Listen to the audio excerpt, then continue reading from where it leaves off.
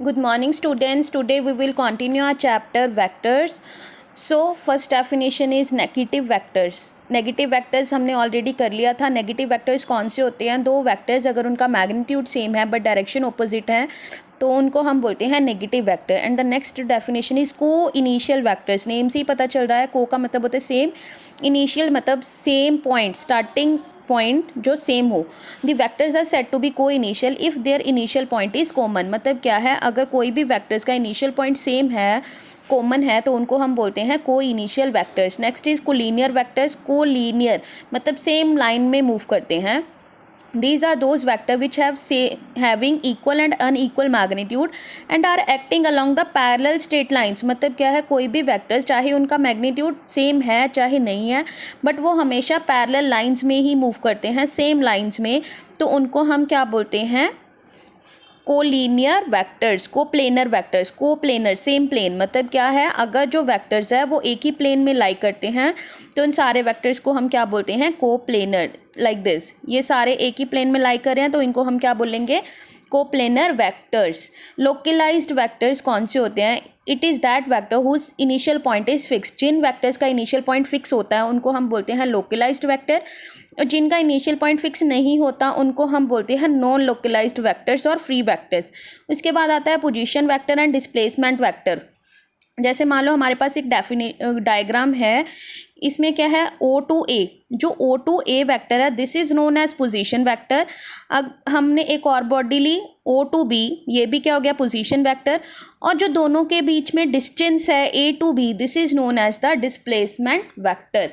It means displacement is that vector which tells how much and in which direction an object has changed its position. तो displacement vector क्या होता है? जो हमें बताता है कि किसी बॉडी ने कितना और किस डायरेक्शन में अपनी पोजीशन को चेंज किया है, उसको हम क्या बोलते हैं? Displacement vectors. नेक्स्ट आता है multiplication of a vector. Multiplication of a vector क्या होता है? By a multiplication of a vector A vector by a real number अब become another vector n A vector. अगर हम किसी भी वेक्टर ए वेक्टर को रियल नंबर के साथ मल्टीप्लाई करते हैं तो वो हमारे पास क्या बन जाता है? दोनों का multiplication n into A vector. This magnitude become n times the magnitude of the given vector in direction in the same और opposite of that of A vector. तो जो रियल नंबर है वो सेम डायरेक्शन में भी हो सकता है और ऑपोजिट डायरेक्शन में भी. According as N is a positive, उसी के अकॉर्डिंग जो वैल्यू होगी वो पॉजिटिव और नेगेटिव होगी. दस अगर तो सेम डायरेक्शन में बॉडी जा रही है तो एन इंटू ए वैक्टर किसके इक्वल हो जाएगा? N A vector. बट अगर ऑपोजिट डायरेक्शन में बॉडी आ रही है like this in opposite direction, then it will be minus A vector is equal to minus n A vector.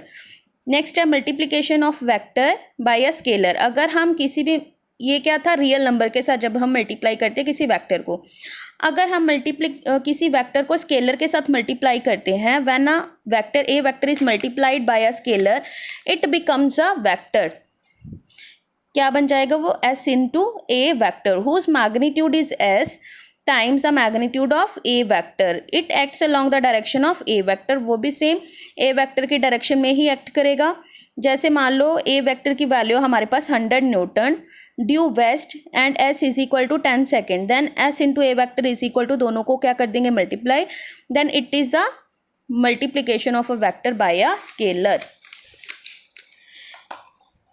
Next हमारे पास आता है रिजल्टेंट वेक्टर. तो रिजल्टेंट वेक्टर क्या होता है? The resultant vector of two और more vector is defined as that single vector which produces the same effect as is produced by individual vector together. मतलब क्या? रिजल्टेंट वेक्टर क्या होता है कि अगर हमारे पास एन नंबर ऑफ वेक्टर्स है तो अगर हम उन सभी का रिजल्टेंट लेते हैं तो वो किसके इक्वल होएगा? जो इफेक्ट इंडिविजुअल वेक्टर्स दे रहे हैं उन सभी के वो इक्वल होगा. Next topic we will discuss in a next lecture. Thank you. Have a nice day.